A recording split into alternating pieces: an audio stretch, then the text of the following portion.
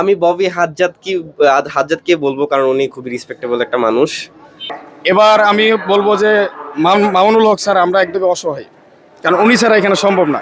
আমরা তো দেখতেছি এদিকে ববি আজ্জাব সাহেবের চেয়ে মামুনুল হক সাহেবের পাল্লাটা একটু ভারী। আসলে প্রচারে যা দেখতেছি যে ববি হাজ্জাজ এগিয়ে আছে। আচ্ছা, মামুনুল হক অনেকটা আগায় আছে। আমি ব্যক্তিগতভাবে চিন্তা করতে গেলে আমি মামুনুল হকের মানে আগায় রাখবো, ঠিক আছে, আমার দিক থেকে। ধন্যবাদ। 1,50,000 ভোটের ব্যবধানে ববি হাজ্জাত এগিয়ে আছে। ববি হাজ্জাত এখানে উইন করবে, এই আসনটা ধানের শীষের বিজয় হবে বলে আমি মনে করি। দুইজনে পাঠাপাঠি।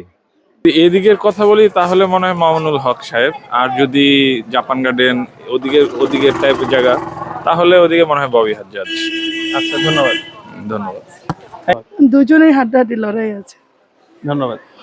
এটা দুটোই প্রায় সিম সমান সমানই দেখা যাচ্ছে আর কি। ববি হাজ্জাজ সাহেব আগুয়াই আছে এখানে।